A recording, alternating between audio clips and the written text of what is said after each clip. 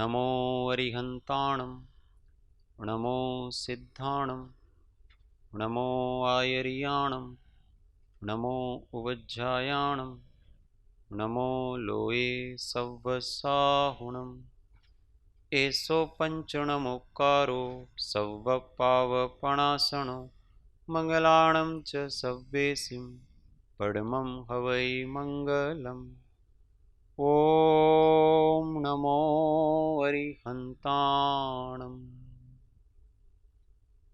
महादेव्या कुक्षिरत्नं शब्दजितर्वात्मजं राजचन्द्रमहं वन्दे तत्त्वलोचनदायकम् जे स्वरूप समझा विना पाम्यो दुख अनंत समझाव्યું તે પદ નમો શ્રી સદ્ગુરુ ભગવન પરાત્પર ગુરુવે નમઃ परम्पराचार्य गुरुवे नमः परम गुरुवे नमः साक्षात् प्रत्यक्ष सद्गुरुवे नमो नमः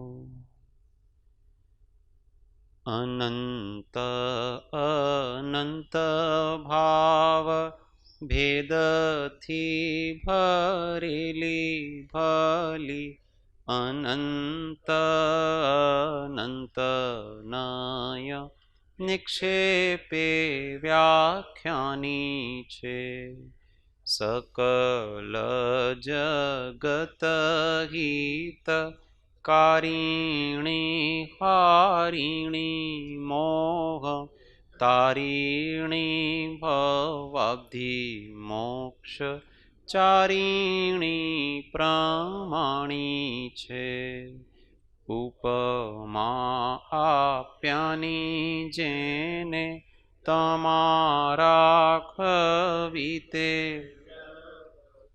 आपवाथी निज मति मपाई में मानी छे अहो राज चंद्र बाळ ख्याल नथी पामताय जिनेश्वर तणी जाणी तेणे जाणी छे गुरु राज तणी जाणी तेणे जाणी छे ओ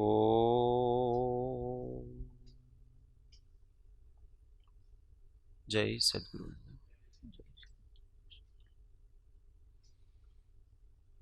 तत्व चर्चा में परम तत्वज्ञ श्रीमद राजचंद्र विरचित श्री आत्मसिद्धि शास्त्र गाथा नंबर 10 विशेष है एटले 2-3 दिवस थी चाले छे।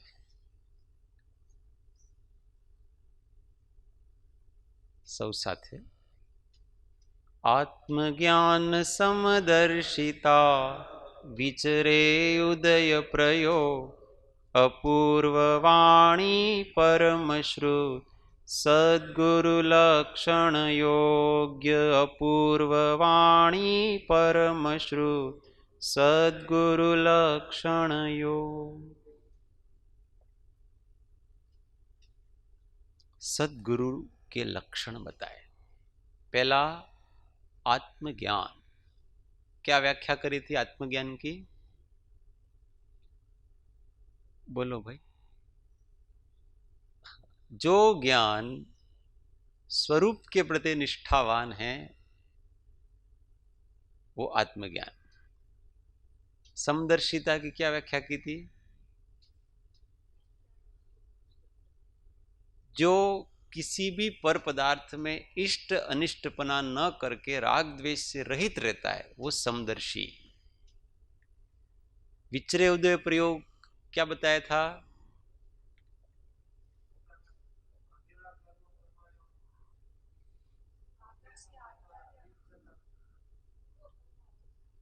बिना इच्छा के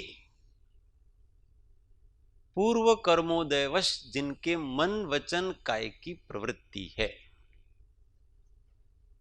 उसका नाम विचरे उदय प्रयोग।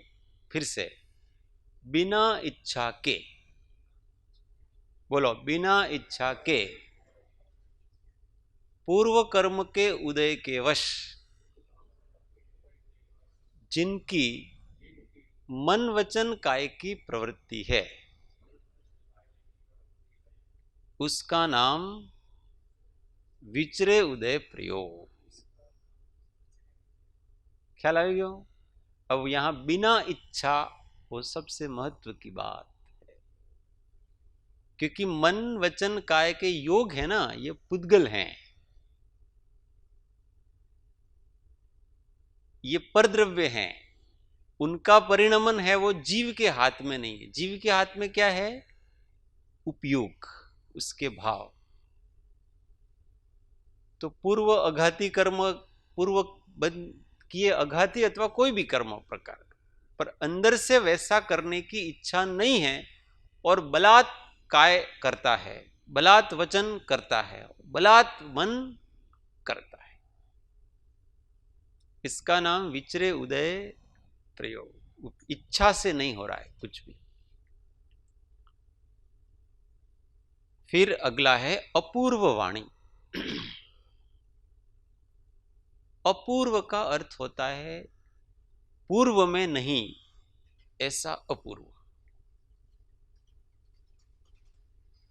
तो पूर्व में सुनी नहीं है ऐसी जिनकी पूर्वापर अविरोध वाणी है, उसका नाम अपूर्व वाणी। अब ऐसा तो कैसे कह सकते हैं कि पूर्व में नहीं सुनी है? पूर्व में तो बहुत सुना है ना। परंतु यहां अपूर्व वाणी सुनने वाले के सापेक्ष नहीं कही है, यहां अपूर्व वाणी कहने वाले के सापेक्ष कही। समझ में आ रही वस्तु? किसी और ने ऐसी वाणी पूर्व में नहीं सुनी है, उसका नाम अपूर्व वाणी ऐसा नहीं है। परंतु जिसके अंदर से वैसी वाणी प्रकट नहीं हुई है, उस ऐसी अभी प्रकट हो रही है, उसका नाम अपूर्व वाणी। नहीं तो हमने तो तीर्थंकर की वाणी भी सुनी है, सुनी कि नहीं सुनी? ज्ञानियों की वाणी नहीं सुनी होगी क्या पूर्व में? बहुत सी सुनी है। पर हमारी वाणी ज्ञान को अनुसरण करके नहीं निकली है, इसलिए हमारी वाणी अपूर्व नहीं है। सुनी है वो तो अपूर्व थी, पर हमारी वाणी कभी, हमारे शब्द कभी अपूर्व हुए नहीं। अपूर्व क्यों होता है पता है? क्योंकि ज्ञानी के भाव हमेशा नवीन नवीन होते हैं, इसीलिए उस नवीनता को लेकर के वो वाणी निकलती है, इसलिए वो अनुभव पूर्वक की है। कल जो बात करी थी वही बात करी थी, पर आज के भाव, कल का भाव वो कल का भाव था, आज का भाव है वो वही बात करेंगे, वही शब्द है, पर आज का भाव फिर अलग प्रकार का। कल का भाव भी उस भाव को वेदन करके वो शब्द निकले थे, आज भी नए प्रकार का वेदन करके, नया अनुभव करके, वो अनुभव एक जैसा हो सकता है, परंतु वो अनुभव एक नहीं है। एक जैसा होना अलग है और एक होना अलग है। नए नए भाव, उन भावों से अनुरंजित होकर के जो वाणी निकलती है, और पूर्वापर अविरोध। कल जो कहा था उसकी विरुद्ध नहीं आएगी, आशय के विरुद्ध, शब्द के विरुद्ध जा सकती, परंतु आशय वही का वो होगा, तात्पर्य वही का वो होगा। 20 साल पहले किसी प्रश्न का उत्तर आप किसी ज्ञानी से पूछो, फिर उसी ज्ञानी को उस प्रश्न को 20 साल बाद पूछो, आप उत्तर को रिकॉर्ड करके रखना, क्या उत्तर दिया था। अब वो जो उत्तर देंगे उसमें आशय वही होगा। બેસવા બધા कुर्सी पर બેસી જાઓ, ના कुर्सी पर બેસી જાઓ, વધારે તકલીફ, કેમ કે અડધો કલાક બેસવાનો।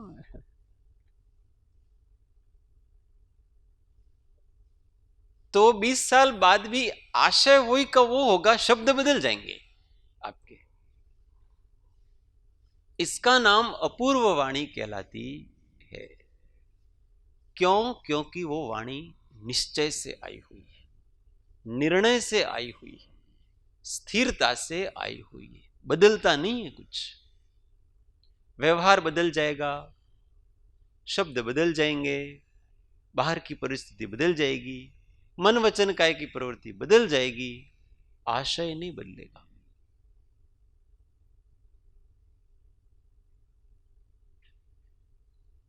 ज्ञानी के वचन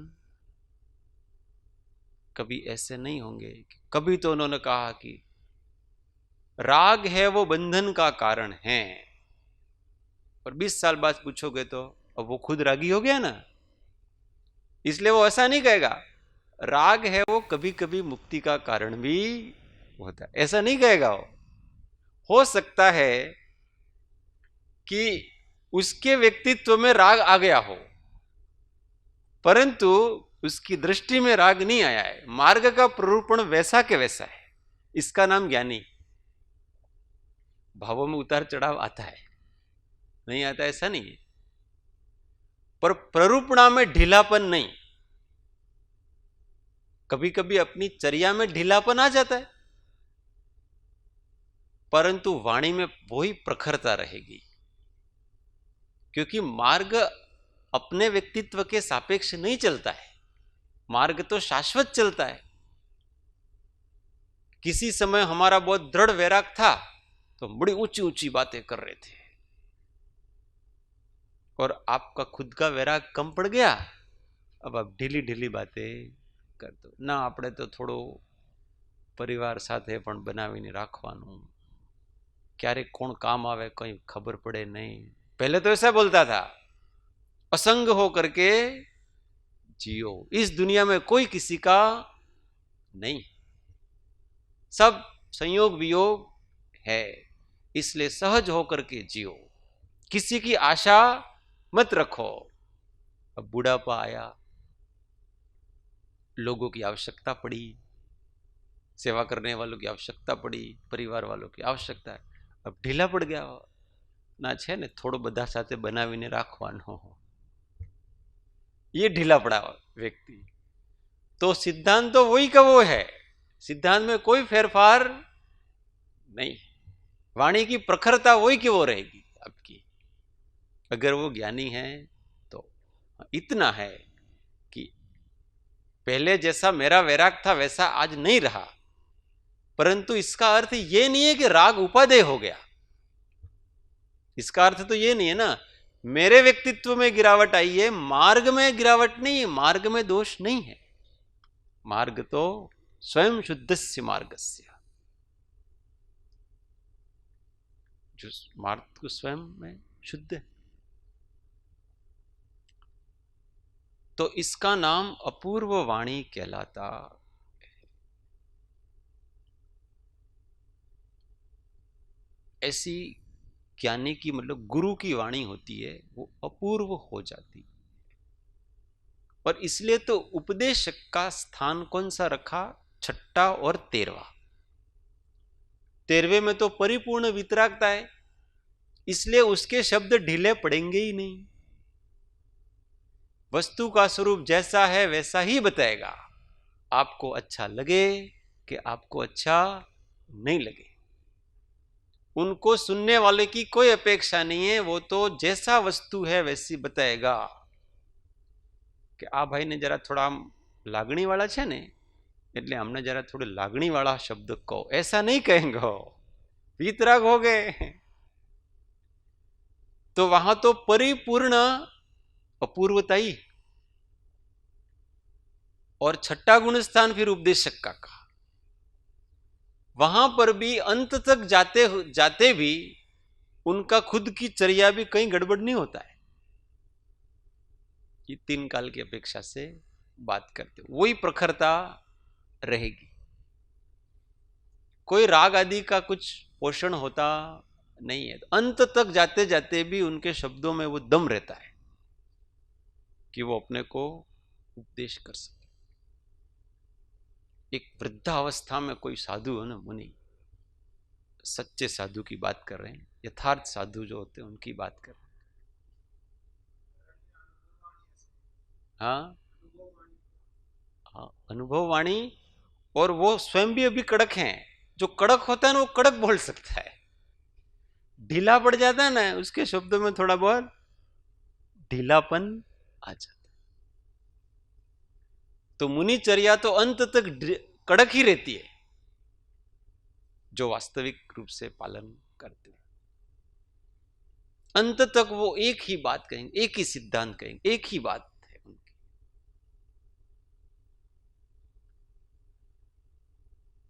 मैंने पूज्य कांजी स्वामी का एक स्वाध्याय सुना था, मैंने पढ़ा था कुछ। उन्होंने एक बहुत अच्छी बात की। અમારે तो 40 વર્ષથી एक જ વાત છે। उन्होंने क्या कहा, અમારે तो 40 વર્ષથી एक જ વાત ચાલે છે, बस બીજી कोई बात चालती नहीं। उन्होंने वो ज्ञायक स्वभाव की बात की चर्चा चल रही, तो हम तो 20 साल से यही बात कर रहे हैं और हम इस बात पे अटल है, हम कभी फिरेंगे नहीं। ज्ञानियों की वाणी ऐसी, वो बात फिरेगी नहीं। वही स्वरूप है तो वैसा ही है, उसमें किंचित भी हमारा बुढ़ापा गया इसका मतलब ये थोड़ी कि वो ज्ञायक भाव ढीला पड़ गया, आत्मा ढीला पड़ गया, ऐसा थोड़ी है। वो तो वैसा कि वैसा बाहर के ठीक है, काय की प्रवृत्ति अलग, वचन की प्रवृत्ति अलग, थोड़ी मनोदशा में जो एकदम तीक्ष्ण प्रज्ञा वगैरह थी वो भी हो सकता है आपकी मंद पड़ जाए, परंतु आत्मा मंद पड़ता नहीं, ज्ञान स्वभाव मंद नहीं पड़ता, मार्ग भी मंद पड़ता नहीं। इसलिए जो अपने को कड़क बनाए वो अपूर्व वाणी। बार बार सुनते हैं तो बार बार ऐसा लगता है कि ये भरते हैं कुछ हम हमारे अंदर। बात तो एक न एक करते हैं पर हम एनर्जी से भर जाते हैं, ऊर्जा से भर जाते हैं। क्यों? क्योंकि उनके अंदर हमेशा एनर्जी जनरेट होती है। तत्व विचार कर करके वो फुल हो रहे हैं, हमेशा फुल रहते हैं। अब जहां फुल है वहां पर सामने वालों को भी थोड़ा करंट तो झटके तो लगते ही लगते हैं, झटके लगेंगे। ऐसे झटके लगाने वाले व्यक्ति के साथ हमेशा कि नहीं, ढीला नहीं पड़ने देते।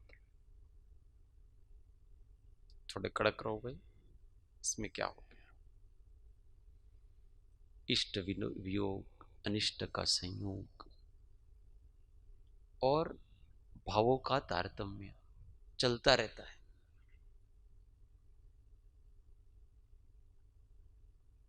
भावों की तो दुनिया अलग ही प्रकार की है, पर हम परिणामों के अनुसार ही कब तक जीते रहेंगे। कभी तो मन, सुबह सुबह मन बहुत अच्छा था,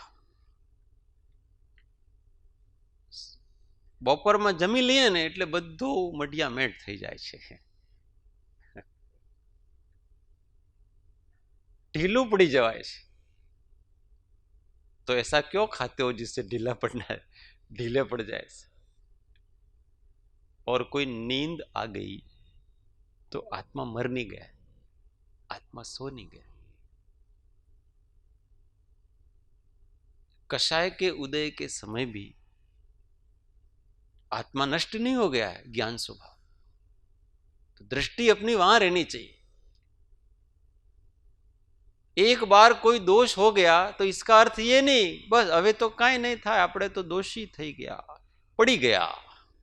ऐसा क्या कहते हैं, आ भाई तो पड़ी गया चारित्र थी, हवे तो उठाए नहीं। ये ऐसी क्या ढीली ढीली बातें करते हो। कितना गिरता पड़ता रहता है व्यक्ति भावों से, और आप हो सकता है कभी क्रिया से भी गिर गए।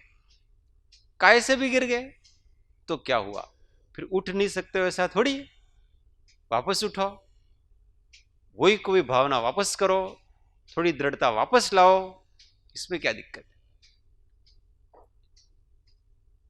परंतु हम समझौता कर लेते हैं, वो ठीक बात नहीं है। कभी भी जीवन में विषयों और कषायों से और हमारे दोषों से समझौता नहीं करना। नहीं तो अच्छे ना, आज तो આપણે જીવનમાં હવે નહીં જાય, ઘણી ટ્રાય કરી ભાઈ, મારી આ ટેવ જાતી નથી, એટલે આ ભાવ તો આપણે છે ને એના સાથે જીવવાનું છે, ऐसा नहीं। हो सकता है कोई चीज बहुत लंबी चले अपने जीवन में, पर मुझे उसके साथ ही जीवन निकालना ऐसा थोड़ी है। इसको मुझे कैसे भी करके परास्त करना है। हम जैसे जैसे उदय को, जैसे जैसे हम मेहनत करते हैं, वैसे वैसे हो सकता है उसकी तीव्र उद्दीपना भी हो, ऐसा भी है। मन में बहुत सारे उल्टे सीधे विचार आते हैं ना, कभी कभी हम तत्व ज्ञान लगाते और अधिक उल्टे सीधे विचार आते, फिर और कभी कभी हमारा उदय ही ऐसा होता है, तो व्यक्ति थक जाता है। હવે ભાઈ અમારે બસની વાત નથી, અમારથી નહીં થાય। આ રાગ જીતાતો નથી, મોહ જીતાતો નથી, માયા જીતાતી નથી, काम जीतातो नहीं, ऐसा थोड़ी। कोई वस्तु जीते हैं, जीतने वाले हुए ना, तीर्थंकरों ने जीते, ज्ञानियों ने जीते, मुनियों ने जीते, हमारे सामने जीतने वाले हैं। ऐसा थोड़ी कि हम किसी से नहीं जीत सकते। किसी ने छोटी उम्र में जीते, किसी ने युवा वय में जीते, किसी ने प्रौढ़ा वय में जीते, किसी ने वृद्धावस्था में जीता। ऐसा नहीं किसी उम्र विशेष में ही हम अपने मन को जीत सकते हैं, ऐसा भी नहीं। हर उम्र में मन को जीता जा सकता है, हर उम्र में राग से रहित हुआ जा सकता है। ऐसा अपने आत्मा को जरा ऊंचा उठाने वाली वाणी। हर समय ज्ञानी आपको पॉजिटिव दृष्टि देगा, पढ़ने नहीं देगा, नीचे नहीं गिरने देगा।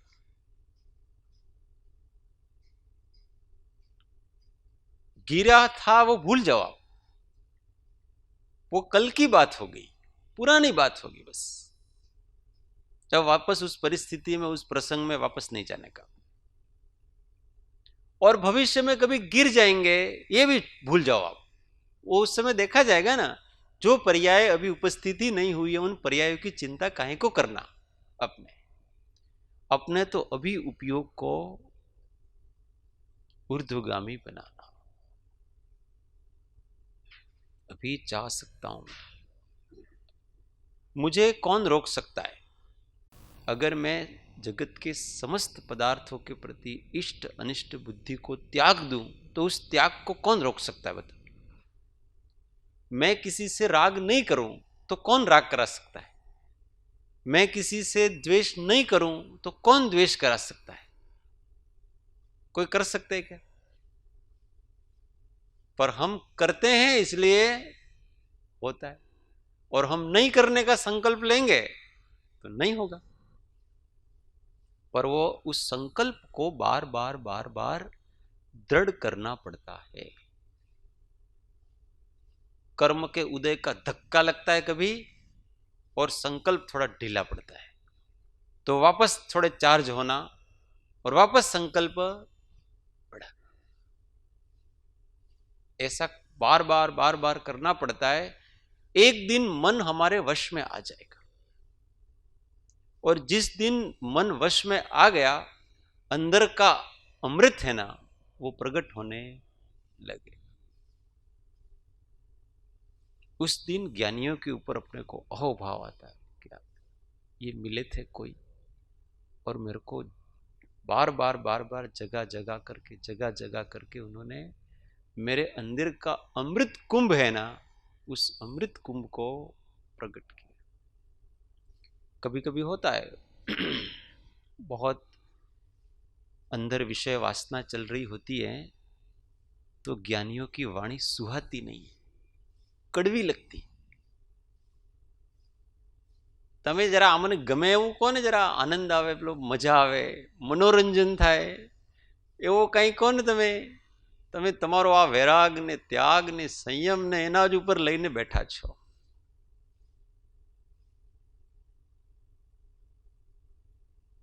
तो भाई यही सत्य है.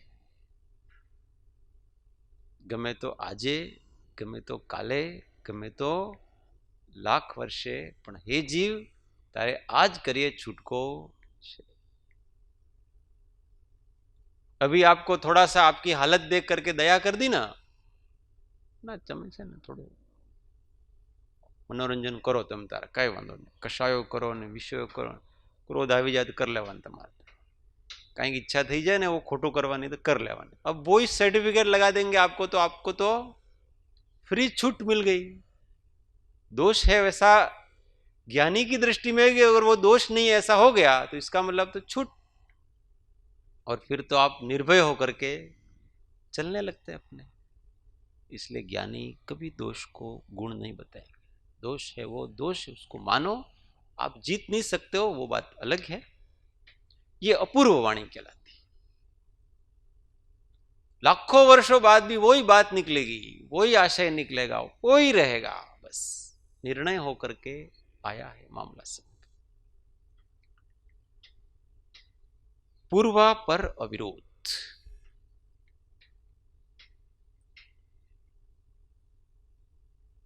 कोई ने प्रश्न पूछो तो आ विषय पूछो. आगे परम श्रुत, पांचवा लक्षण. चौथा लक्षण हो गया अपूर्व वाणी. परम श्रुत. परम श्रुत का मतलब उत्कृष्ट श्रुत.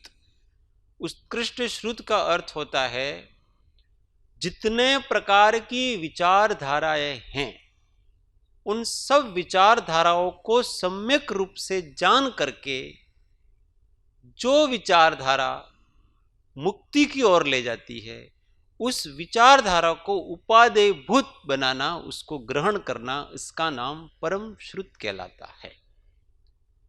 समस्त प्रकार के षड दर्शनों को यथाविधि जान करके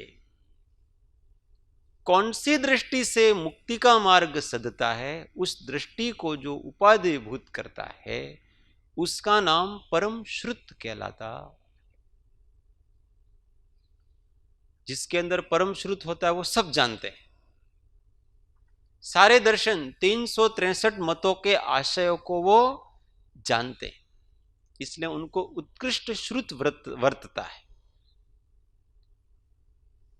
जितनी प्रकार की विचारधाराएं संसार में चलती हैं वो सब जानते हैं. वास्तव में वो विचारधाराएं संसार में नहीं चल रही हैं, वास्तव में वो विचारधाराएं अपने आत्मा में चल रही.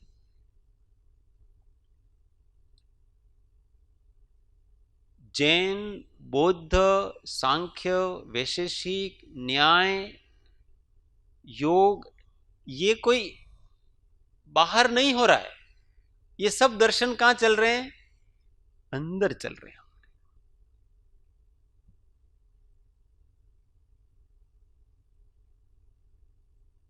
तो अंदर को पहचाने कि हम अभी किस दृष्टि से चल रहे हैं, कौन सा विचार चल रहा है, किस भूमिका में आगे.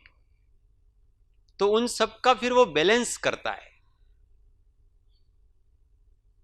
और बैलेंस करके जिस जिस प्रकार से, जिस जिस विचार से मोह, राग और द्वेष से मुक्त हुआ जाए, उस विचार को वो उपादेयभूत करता है, मान्य करता है.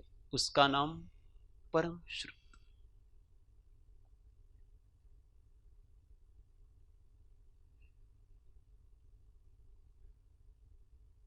ईश्वर एक है कि अनेक है? बताओ. अब कोई इस झगड़े में पड़ा है, ईश्वर एक है कि अनेक है? ईश्वर एक भी है, ईश्वर अनेक भी है, सब अलग अलग प्रकार के हैं. परंतु जो जीव बहुत प्राथमिक भूमिका में है उसको ईश्वर एक है कि अनेक है उस वस्तु से उसको कोई लेना देना नहीं. आप उसको उसी में उलझाए रखो। अभी तुझे करने जैसी बहुत सारी काम बाकी है तेरे अंदर। अभी तेरे को इस पचड़े में नहीं पड़ना है कि ईश्वर एक है के अनेक है। अभी वहां तक तुझे पहुंचना, अभी तुझे सिद्धांत बोध की जरूरत नहीं है। अभी तुझे उपदेश बोध की आवश्यकता है।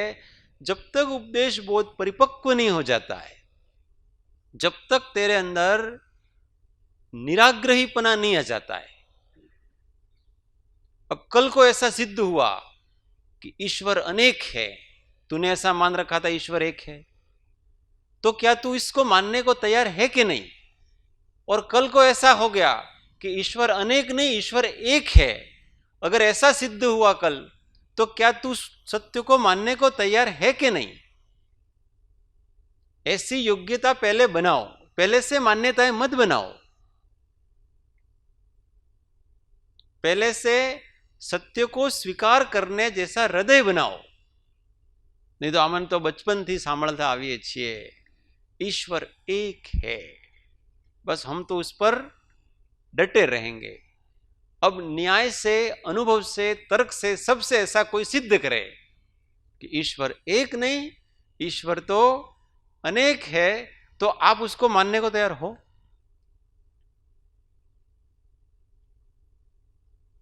अगर नहीं है, इसका मतलब हम सिद्धांत बोध के अभी लायक हुए नहीं।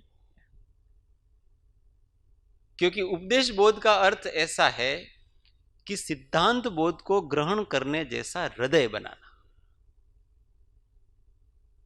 तो वस्तु जैसी है वैसी अपने अंदर फिट हो जाएगी, कोई आग्रह नहीं।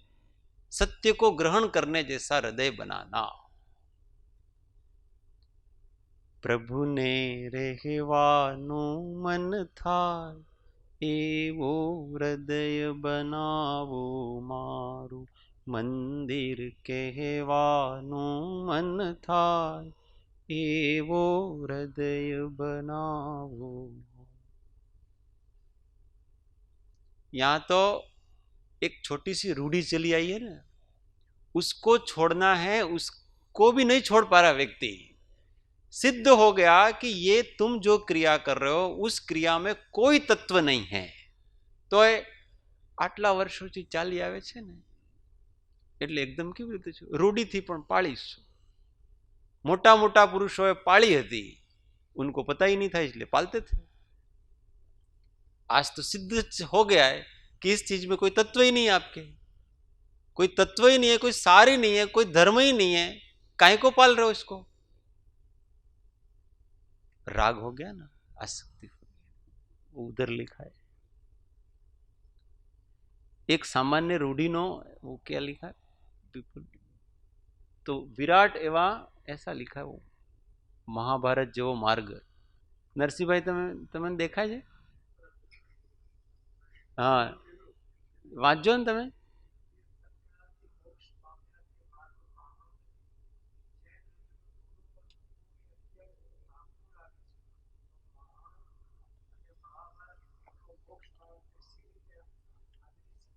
हाँ, સાંભળ્યું? પહેલો શું છે? તીર્થંકર આદિ મોક્ષ પામ્યા, તે માર્ગ પામર નથી। फिर क्या लिखा? जैन रूढ़ी नो थोड़ो पण मूकवो अत्यंत आकरो लागे छे। तो महान अने महाभारत एवो मोक्ष मार्ग सी रीते आदरी शकाश। हमको अपनी रूढ़ी थोड़ी सी भी छोड़नी पड़ती है ना, वो भी ऐसा लगता है आ तो हमारा संप्रदाय थी विपरीत बधु चाले छे आखो। आटला वर्षोथी आमे करता आव्या छे अने तमे आम बताओ। तो भाई आपको छोटी सी रूढ़ी छोड़ने में भी आपको इतना कठिनाई लगती है, तो आत्मा को तो ये समस्त संसार छोड़ना है, सारे परद्रव्य छोड़ने, सारी मान्यताएं छोड़नी है। अभी क्रिया छोड़ने में इतनी प्रॉब्लम हो रही है, मान्यता छोड़ने में तो वर्षों लग जाएंगे। और कभी कभी मान्यता छूट जाती है, क्रिया नहीं छूटती, रागवश।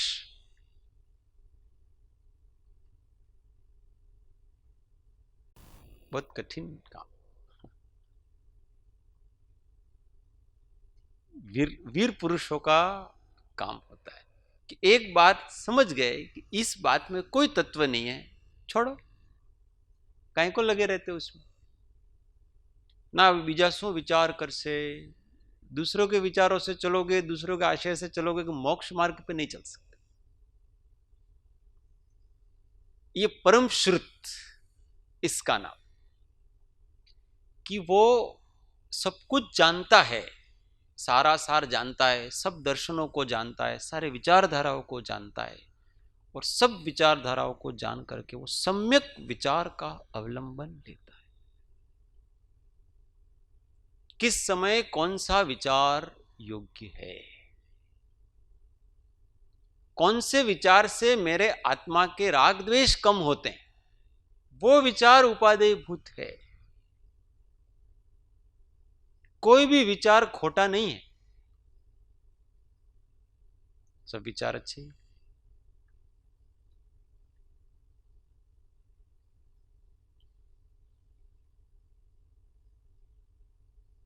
भगवान महान करुणावान छे, है कि नहीं? करुणाशील भगवान है कि, जबकि भगवान में करुणा नाम का कोई गुण ही नहीं है। सिद्धांत तो ऐसा कहता है कि भगवान में करुणा नाम का कोई गुण नहीं। भगवान में करुणा होती है, अरियन देव में वो करुणा से ऊपर हो चुके, वो वीतराग हो चुके।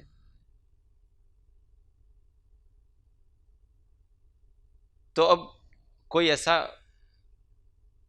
बोले, विचार करेगा भगवान तमे घना करुणावान छो, अब कोई दूसरा सुना, गलत गलत तुम जा रहे हो, गलत दिशा है तुम्हारी, भगवान में करुणा होती नहीं।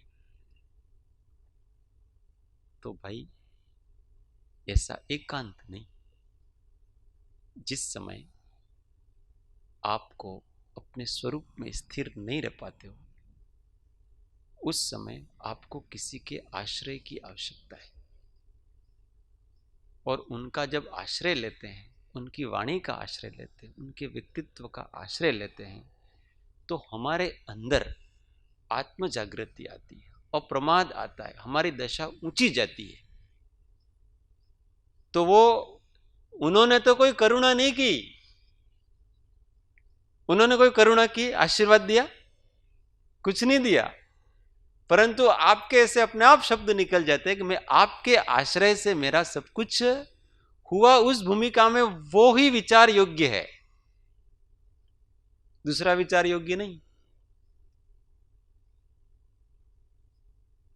इसलिए किस भूमिका में कौन सा विचार योग्य है, अब आपकी भूमिका तो बहुत नीचे और ऊपर ऊपर के विचार बहुत करते हो, शुष्क अध्यात्म ऐसा करते हो। शुद्ध छो, बुद्ध छो, सहज आनंद स्वरूप छो, अंदर तो विष की ग्रंथियां हैं, काहे को आनंद स्वरूप हो आप। तो जो भूमिका है उस भूमिका से नीचे ऊपर चढ़ना है, तो वैसा साधन लेना, वैसा विचार करना।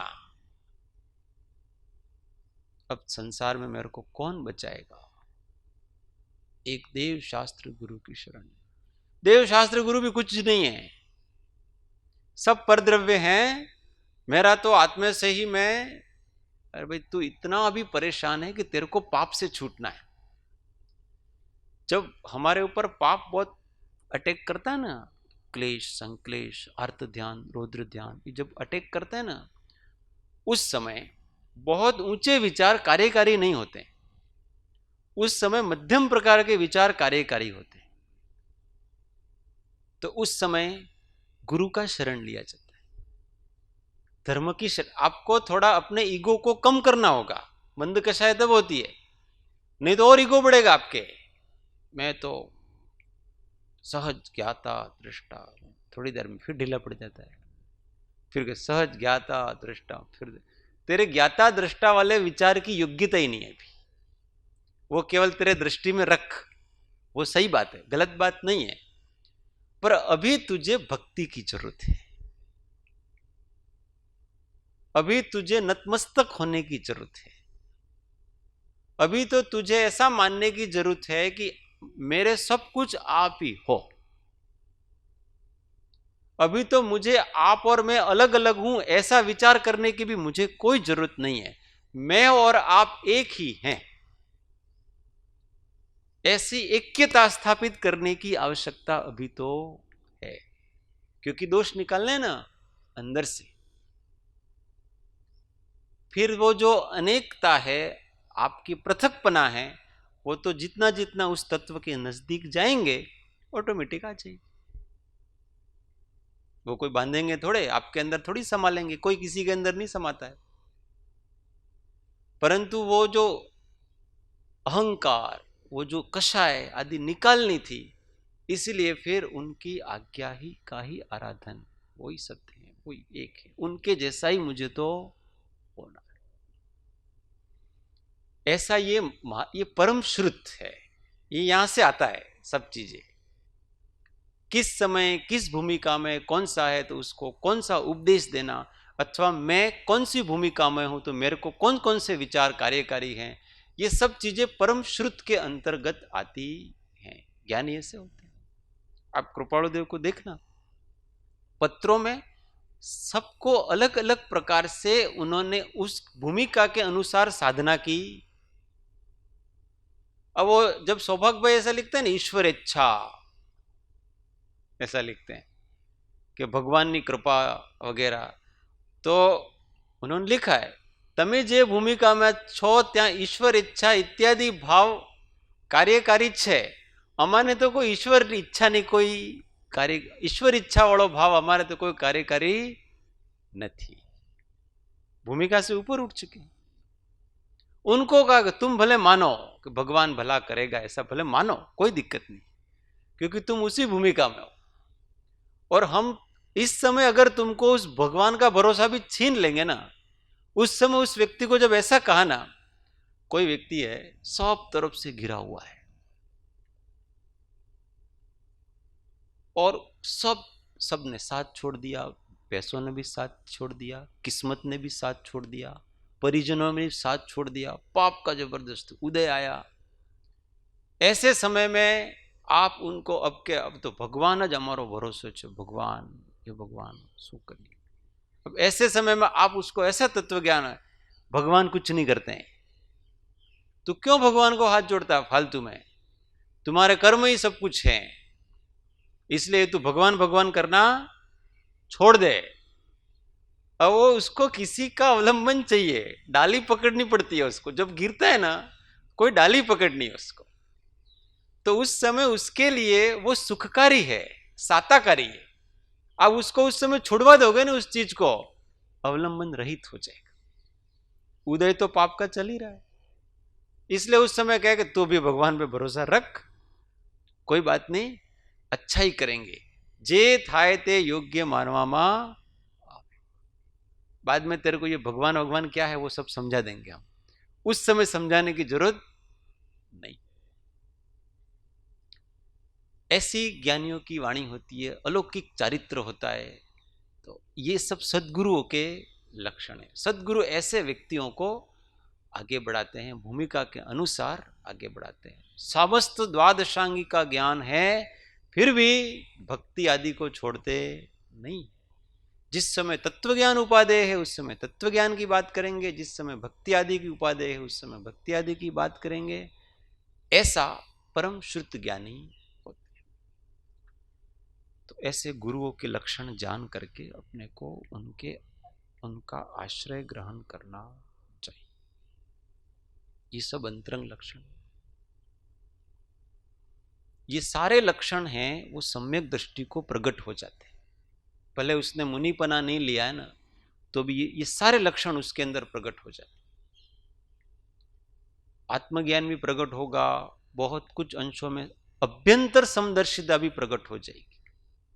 बाहर से कदाचित क्रिया में नहीं आती हो, अथवा अहिंसा आदि का पालन इतना नहीं कर पा रहा हो, पर उसके अंदर अभ्यंतर प्रकट हो जाती है।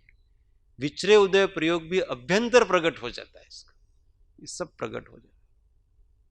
मोह ग्रंथि का नाश होना ये दुनिया का सबसे बड़ा पुरुषार्थ है और सबसे बड़ा जिसको कहते हैं ना अपने की उपलब्धि, सबसे बड़ी उपलब्धि, उससे सब समझ में आता है कि क्या तो गुरु होता है ना, क्या वितराग देव होता है ना, क्या अंदर का मार्ग है ना, सब पता पड़ता है। इसलिए येन केन प्रकारेण, समस्त प्रकार के अन्य आग्रहों को छोड़ करके, अन्य सभी चीजों को गौण करके, एक निष्ठा से जहां सच्चा सत्संग होता है, उस सच्चे सत्संग और सत्पुरुषों की उपासना सेवनी।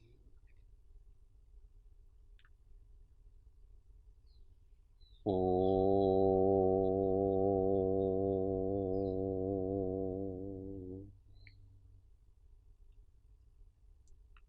सुखधाम अनंत सुसंत चही, दिन रात्र रहे तध्यानम, पर शांति अनंत सुधामय ज, प्रणमो पद तेवर तेज, हो प्रणमो पद तेवर तेज। सद्गुरु परम कृपाणु त्रिलोकनाथ की जय, सब संतन की आनंद घन। ओम। सूत्र सौ साथियों, हूँ आत्मा छू, आपनो सौनो मित्र છું। હું આત્મા છું, આપનો સેવક છું, સૌનો મિત્ર છું। હું આત્મા છું, આપનો સેવક છું, સૌનો મિત્ર છું। ઓમ શાંતિ શાંતિ શાંતિ। જય સદગુરુ।